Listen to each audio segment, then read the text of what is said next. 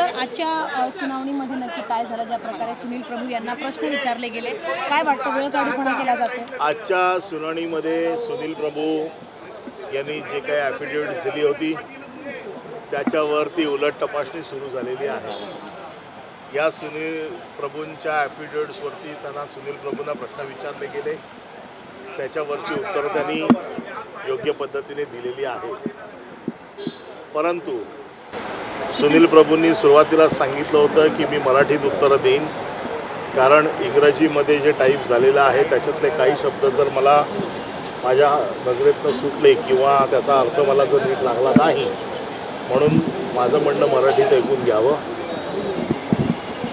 आणि नंतर मग त्यांनी सुरुवातीला इंग्लिशमध्ये ट्रान्सलेट करायला त्याला सुरुवात केली होती.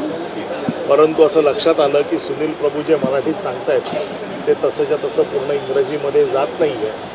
म्हणून आमच्या वकिलांनी आक्षेप घेतला आणि सुनील प्रभूंचं म्हणणं पूर्णपणे मराठीत नोंदवून घ्यावं असं ठरलं आणि त्याप्रमाणे मग तुमची सुनावणी सुरू झाली. ट्रान्सलेटर ऑफिशियल आणि त्या बाबतीत आम्ही मागणी केली की ट्रान्सलेटर तुम्ही ऑफिशियल ट्रान्सलेटर घ्या, जेणेकरून ऑफिशियल ट्रान्सलेटर असेल तो व्यवस्थित हे सगळं ट्रान्सलेट करून पाठवेल. कारण हे प्रकरण पुढे ज्या वेळेला पुढे जाईल त्यावेळेला त्याचा जसाच तसा अर्थ पुढे गेला पाहिजे.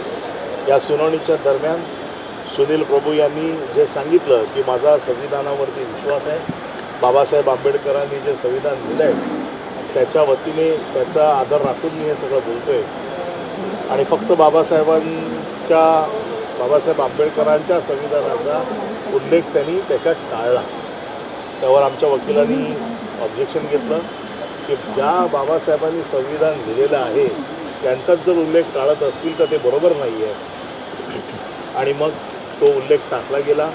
अशा प्रकारे आज विविध प्रश्न ॲफिडेव्हिटच्या संदर्भात विचारले गेले आणि ही उलट तपासणी उद्या परत पुन्हा पुढे चालू राहील.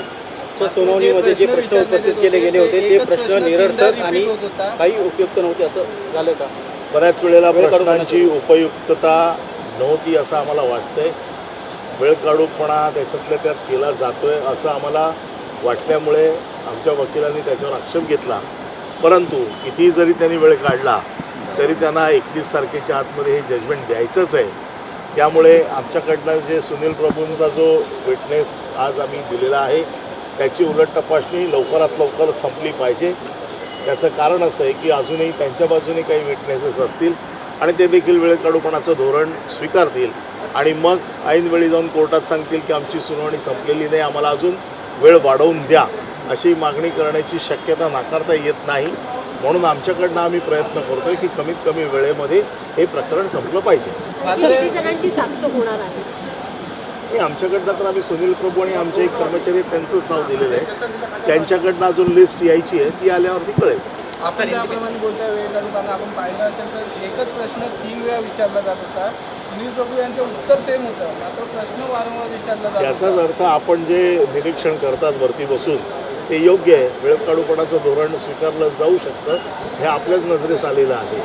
त्याच्यामुळे आम्ही बोललो तर कदाचित तो राजकीय आरोप होतो, आपण बोललात तर त्याला वस्तुस्थितीला सपोर्ट देणारा आरोप होतो. मुख्य प्रश्न सुनील प्रभू सरांना विचारला होता की तुम्ही जेव्हा याचिका दाखल केली होती तेव्हा शिवसेना म्हणजे शिंदेगडचे आमदार तुमच्या सरकारात होते असं तुम्ही सांगितलं होतं. मात्र त्यानंतर कुठेतरी शिवसेना सचिव मिलिंद नार्वेकर आणि दुसरे आमदार त्यांच्याशी संपर्क करून त्यांना भेटीसाठी गेले होते. याकडे कसं पाहतो? नाही, याकडे काय पाहण्याचं, तो सुनील प्रभूंचा संबंधच नाही आहे ना. सुनील प्रभू पक्षाचे प्रतोद आहेत. त्यांचा संपर्क त्यांच्या ज्या काय ऑफिशियल कम्युनिकेशनसाठी होता. मिलिंद नार्वेकर किंवा बाकीचे अजून कोण भेटलेले असतील त्यांचा सुनील प्रभूंशी काही संबंध नाही आहे. ते भेटले नाही भेटले हे सुनील प्रभूंना काय माहिती. आणि सुनील प्रभूंचा ऑफिशियली या सगळ्या गोष्टींशी काही संबंध नाही आहे. याचिका दिली त्याच्यात सुद्धा इंग्रजी आणि मराठी अंडरस्टँडिंग वरून प्रश्न उपस्थित करण्यात आले, ते रिलेव्हंट होते? ते काही प्रश्न रिलेव्हंट होते, काही इरिलेव्हंट होते. जे ते इरिलेव्हंट होते तिथे आम्ही ऑब्जेक्शन घेतलेलं आहे. प्रभूंना सर सातत्याने प्रश्न विचारण्यात आला की तुम्ही प्री पोल अलायन्स केलं होतं, तुम्ही युतीत निवडणुका लढवला होता, तुम्ही मोदींचे पण फोटो लावले होते आणि मग नंतर तुम्ही वेगळे का? सुनील प्रभूंनी अतिशय स्पष्टपणे सांगितलेलं आहे की मी शिवसेना पक्षाच्या वतीने उमेदवारी भरलेली होती आणि मी शिवसेना पक्षाचा उमेदवार होतो. सर हिंदी में बता दीजिए कि आज के लिए अगली तारीख कौन सी है? अगली तारीख कली है. सुनील प्रभु जी को जो सवाल पूछे गए, सुनील प्रभु जी ने जो एफिडेविट फाइल किया था उसको लेके सवाल पूछे गए, उसका जवाब उन्होंने जो एफिडेविट में था उस तरह से दिया हुआ है. Thank you.